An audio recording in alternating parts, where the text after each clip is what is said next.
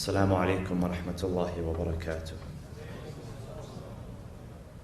بسم الله الرحمن الرحيم. الحمد لله رب العالمين، نحمده ونسبحه ونقدسه على آلائه ونعمائه، ونشهد أن لا إله إلا الله وحده لا شريك له، إلها واحدا أحدا فردا صمدا حيا قيوما، نؤمن له بالربوبية ونقر له بالعبودية، من يهد الله فهو المهتدي ومن يضلل فلن تجد له وليا مرشدا، ونشهد أن سيدنا محمدا عبده ورسوله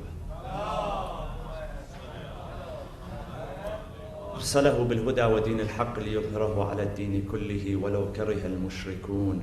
اللهم صل وسلم وزد وبارك وترحم على محمد وآل محمد كما صليت وسلمت وباركت وترحمت على إبراهيم وآل إبراهيم في العالمين إنك حميد مجيد. وصل اللهم وسلم على جميع الأنبياء والمرسلين والشهداء والصالحين وعترة نبيك الطاهرين. عباد الله، أوصيكم ونفسي بتقوى الله عز وجل. قال الله في كتابه الحكيم: بسم الله الرحمن الرحيم، يا أيها الإنسان إنك كادح إلى ربك كدحا فملاقيه. صدق الله العلي العظيم، وصلوا على محمد وآل محمد.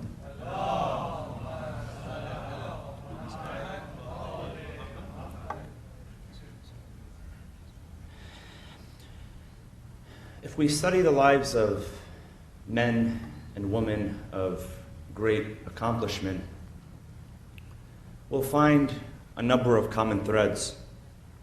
And among those is a deep, burning internal desire to accomplish more, to give more, to contribute more, to be more. Last night, for those of you who were here, we spoke about value creation versus value extraction in our relationships. And you find that the people of major accomplishment in history were value creators. They always gave before receiving. And when they gave, it wasn't always with the intention of the immediate expectation of receiving something in return. Of course, for Muslims, the greatest manifestation of this idea can be found in the character and personality of our holy Prophet Muhammad sallallahu alaihi wasallam. And no one comes close, really. But I want to share a couple of examples with you. Today, I was reading the example. There's an example that comes directly from the Bible, and it's the story of Nehemiah. And Nehemiah is given an entire book in the Bible. And Nehemiah was of Jewish descent, a man of Jewish descent who was the servant of the Persian king at the time, Artaxerxes. He was his cup holder. He was his food taster. And of course, in order to be the cup holder and the food taster of the king, who they believed was a god king actually, you have to be very trusted. So it was a very exalted position. But the story is very interesting because when he hears, and this is around the year 455 BC, the way the Bible tells it, when he hears about the destruction of Jerusalem, who he believed was the city of his forefathers, he left. And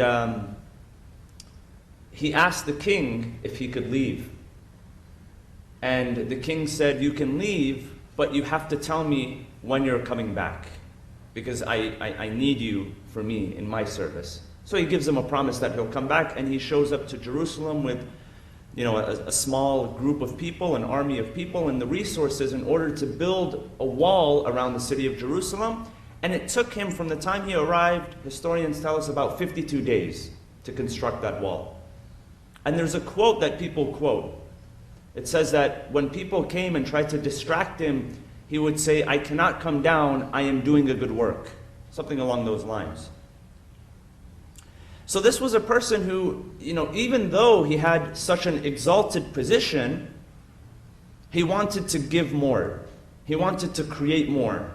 He wanted to be more. And as I said, the prime example for Muslims is the life of our Prophet, in that he was looked at as a trustworthy and a truthful man.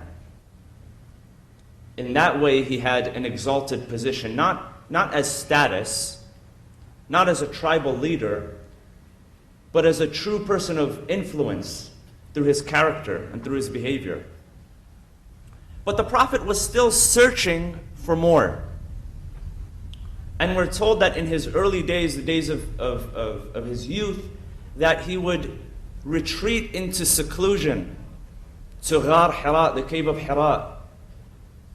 And that's the story of many people, is that they retreat into seclusion to be away from the hustle and bustle and sometimes the negative influences that come with society, in the city or in the suburban areas. We're told that's the story of the Prophet Isa alayhi salam, that he would seek seclusion. In American history, you learn about the story of Abraham Lincoln, who would go out into the forest with his axe. That's how he came to be known as Honest Abe, because he would reflect. Our Prophet, we are told, was a man who was in search of something. And in fact, this was not a foreign practice. Some history suggests that the people of Mecca, that amongst the descendants of the Prophet Ismail, there was always in every generation one or two or a handful of people that would seclude themselves in order to reflect, in order to gain strength and wisdom and come back and deliver and teach the people. So for people of accomplishment, for people of influence, there was always this burning desire, a need, a search for something that was more.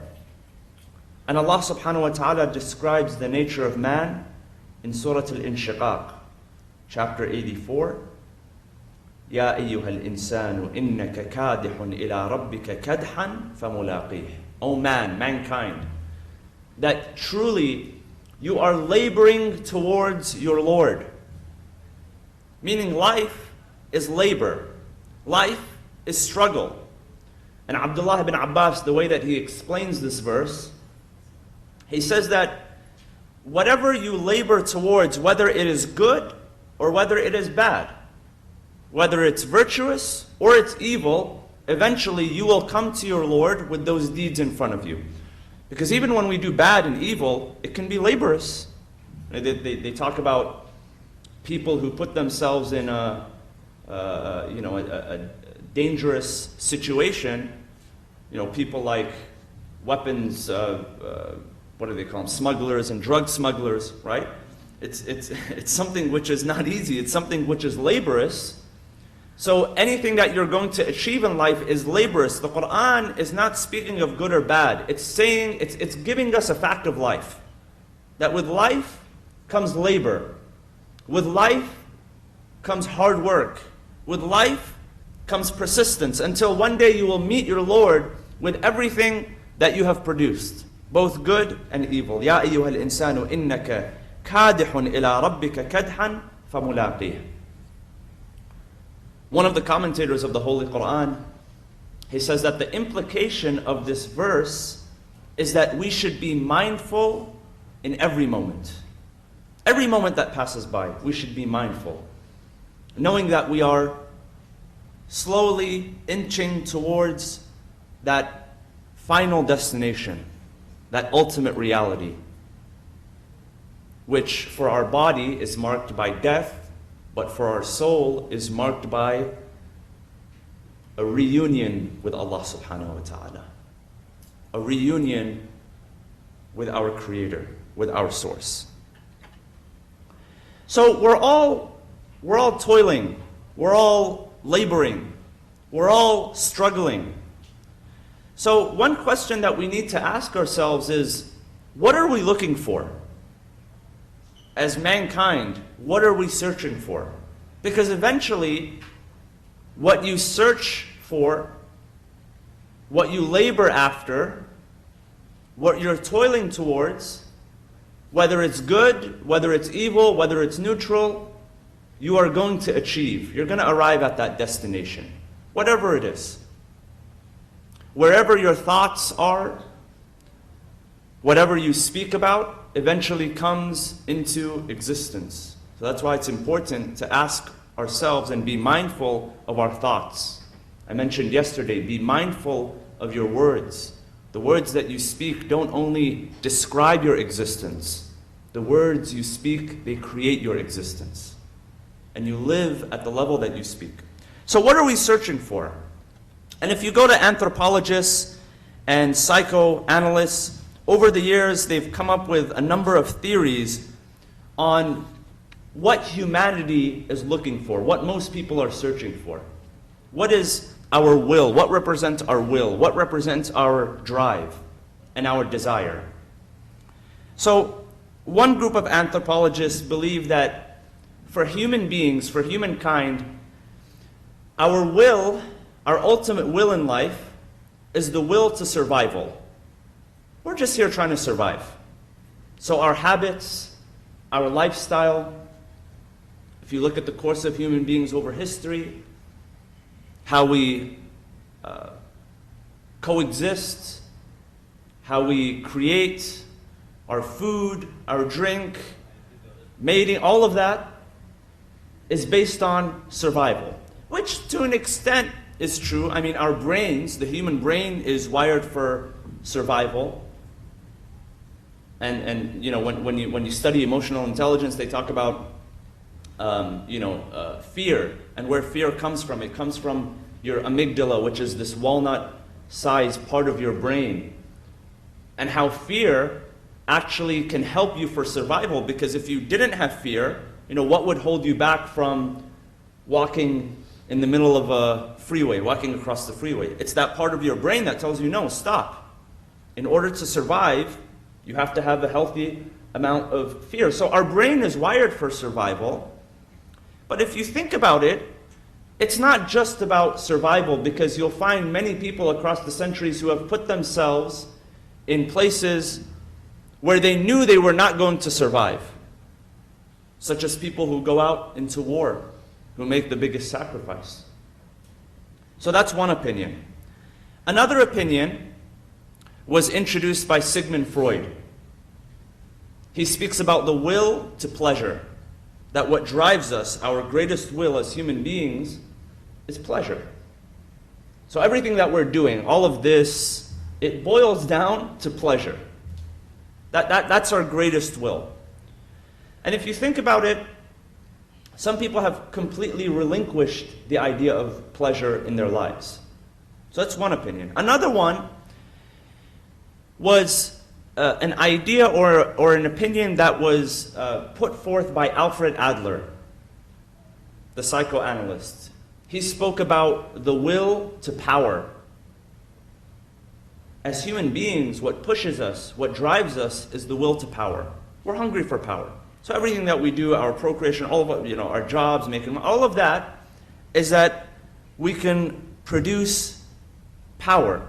But if you think about it, if you've ever been in a position of power, if you've ever been in a position of authority and influence, sometimes the more power you have, the more anxiety you have, because the more responsibility. And sometimes people who are put in that position, it can cause more insecurity and more damage to themselves than anything else. So that's opinion. Another opinion is the will to meaning, and I've mentioned this a few times. Viktor Frankl, who wrote the book Man's Search for Meaning, his idea was that our ultimate will in life is to make meaning out of life. Make meaning out of the suffering that we see in life. And once we gain a clear perspective of our suffering, once we have meaning out of our suffering, then we become okay with our suffering, because there is now meaning attached to it. I want to share this idea with you because some of you are probably familiar with the name of Reverend Robert Schuller. He was the Reverend for many years of what was previously known as the Crystal Cathedral here in Garden Grove, and the Catholic Church purchased it, so now it's known as the Christ Cathedral. But he wrote a book called Self-Love. And his idea is that human beings' greatest will is self-love. What is self-love? Self-love is achieving the understanding that you are a worthy person. In a nutshell. Of course, he wrote an entire book on it. But in a nutshell, it's when you come to that realization and that understanding that you are a worthy person. And a lot of people in today's world, they struggle with the idea of worth. Am I worthy of being loved? Am I worthy of being respected? Am I worthy of being honored? So self-love is that understanding that you are worthy. So he begins to explain, because some people will probably take that in a negative light. What do you mean self-love? Are you talking about arrogance? Are you talking about narcissism? So he explains, and I want to share with you what he explains. He talks about what self-love is not.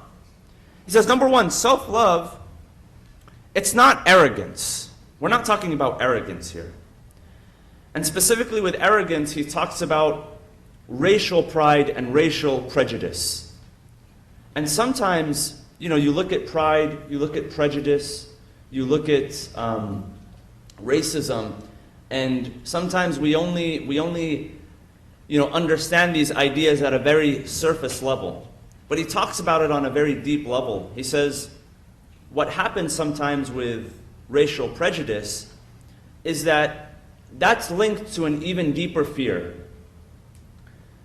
So think about this. For those of you who have welcomed children into this world, there's a great sort of almost euphoric realization that happens, because you're seeing a mirror image of yourself. I've spoken about this sometimes, a number of times. It's a mirror image. When you hold your child, your son, your daughter for the first time, you see a mirror image of yourself, but without all of the junk that you've accumulated over 20, 25, 30, 40 years. So it's very euphoric, and you love that image. You're seeing an image of yourself. He says the fear that's associated, that breeds racial prejudice, is the idea that this image that looks like me, that is me, that I'm so attached to, can be mixed with something else that is not me. Maybe they'll marry someone from a different ethnicity, or someone who does not have the same skin complexion. And that distorts this beautiful image that I have of myself. Think about it. Because what we see that is not us, what's foreign to us, what we're not familiar with, we're afraid of. Man is afraid of that which he is ignorant of. So when we talk about self-love, the one thing that it's not is arrogance. Something else that is not self-love is narcissism. Narcissism is when we are enthralled by our own appearance. Sometimes when we stand in front of the mirror for hours and we're marveled at this creation that's in front of us. And by the way, when we look down upon others, when we see that because of their skin color or complexion, they're not worthy, what we're really doing is we are telling God that, oh Allah, you did not do a good enough job with this person. And that's why the Quran describes a group of people and says, وَمَا قَدَرُ اللَّهَ حَقَّ قَدْرِهِ, meaning that they underestimated the power of God. Sometimes we underestimate the beauty of God's creation. So it's not arrogance, it's not narcissism, it's not self-glorification. Sometimes we like to glorify ourselves through something that's called status. And status is an acronym for still too arrogant to understand success. When we have status, status comes from, and when we rely on our status, the title that's put on the plaque that's stuck on our office door that we want people to clearly see before they enter, that's status. Some of that can be categorized as self-glorification. I was reading a tradition the other day. Imam Ali alayhi salam, it said that one day he was riding on either it was a horse or a mule, and this was during the time of his khilafah. Imagine the caliph of an empire that stretches across the continents. And he saw a group of people following him, behind him. So he turned to them and he said, "What are you doing?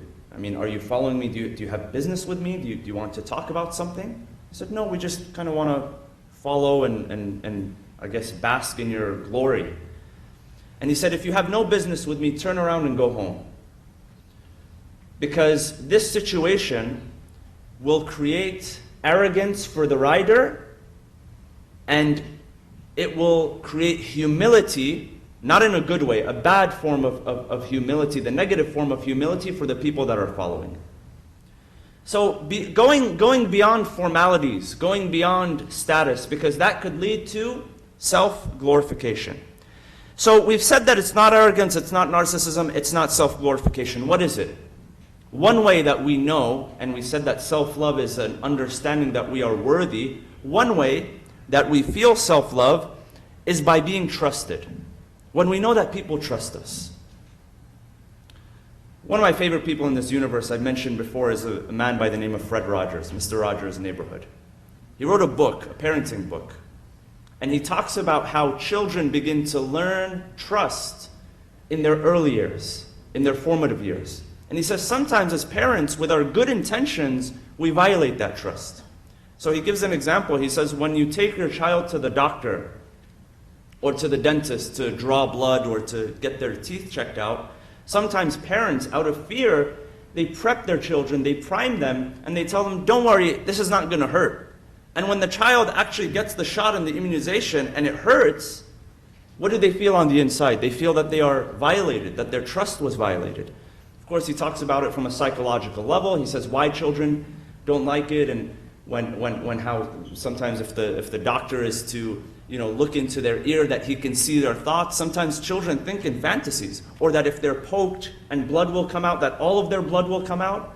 So he says, be real with your children. Tell them that if we're drawing blood, we're not going to take all of your blood. You still have a lot more. So if you're honest with them, and you tell them this is going to hurt a little bit, but you'll be okay at the end, and that way you preserve their trust. You don't violate their trust. So when we feel trusted, that is a form of self-love.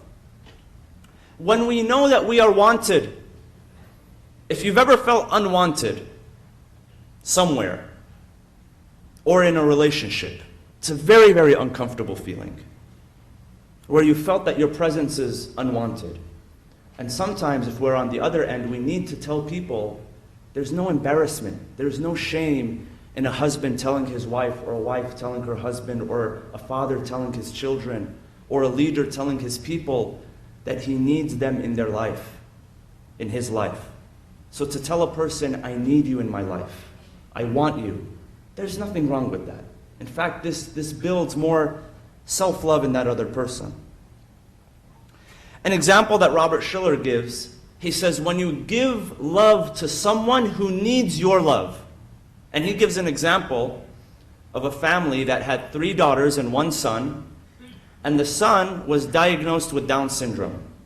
So the way that the parents, the father felt self-love, although he loved all of his children equally, but he knew that his son needed his love just a little bit more because of his condition. He needed the expression of love. So he says, every day when I come home, my son comes up to me and he wraps his arms around me. I feel self-love when I know that my love is affecting my son. Another way to feel self-love is by knowing your potential. And the only way that you realize your potential is by going out and serving people. When you're in a position of servitude, There's a narration that is attributed to our Prophet Muhammad sallallahu alaihi wasallam. It says, Sayyidul Qawmi Khadimuhum, that a master of a people is their servant, the one that serves them the best. That's the true master of a people. And he also says that self-love is when you experience God working through you. And he gives a very beautiful example of a story that was narrated to him. He says one day there was a doctor who had gone on a missionary trip, and he had gone to Korea, and he was in a very rural, rundown area. That's where they had established the missionary. So there was a surgeon there performing a surgery on a peasant woman for 7 hours straight. So after he was done with the surgery, he lifted the mask, he sort of sat down. This person comes to this surgeon and he says, just out of curiosity, how much do you get paid for this work out here? 7 hours of surgery in a rural area that's run down? He says, okay, well, for starters, he picked up a dented copper coin. He says, for starters, I have this. This peasant lady came up to me. She said, doctor, is this enough for a surgery? He said, absolutely. And he performed the surgery. He says, but the way I feel love and meaning in my life is because for those 7 hours, I feel that, of course he says Christ, we say God, is working through my 10 fingers. I feel that God is working through my fingers. And that feeling that I have can't be replaced with any amount of compensation, financial compensation. And that's how he felt love, because he felt that God was working through him. If you're in a leadership position, God is working through you. If you're a father or a mother or a brother or someone that's looked up to, every time you do a noble work, every time you do a generous work, God is working through you. One of the greatest stories, and I'll end with this, is the story of the Prophet Yusuf in the Quran, because after everything that had happened to him, after all the animosity that he experienced, people had violated his trust, his brothers had thrown him down a well, he was sold into slavery, he was seduced by Zulaykha, he was wrongfully accused, he was thrown in the prison for many years. After all of that, he interprets the dream of the king, and he has enough trust and love in his tank that he can begin to give back. So what does he say? When he finds that magic moment, he says, قَالَ اجْعَلْنِي عَلَى خَزَائِنِ الْأَرْضِ إِنِّي حَفِيظٌ عَلِيمٌ. The king had seen him as a man of intelligence, virtue, and wisdom. He wanted him to be part of his inner circle. He said, I'm up for the task. I'm up for the job.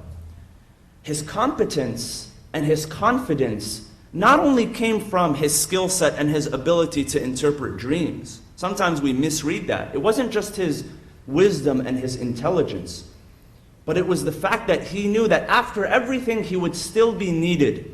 He would still be trusted. He saw that he was a trustworthy person. So building up our reserve of trust, of self-love, is what allows us to move forward and succeed in this life. We ask Allah subhanahu wa ta'ala to send down on us His blessings and His mercy in this new holy month. Bismillah ar-Rahman ar-Rahim. وَالْعَصْرِ إِنَّ الْإِنسَانَ لَفِي خُسْرٍ إِلَّا الَّذِينَ آمَنُوا وَعَمِلُوا الصَّالِحَاتِ وَتَوَاصَوْا بِالْحَقِّ وَتَوَاصَوْا بِالصَّبْرِ وَصَلُّوا عَلَى مُحَمَّدٍ وَآلِ مُحَمَّدٍ.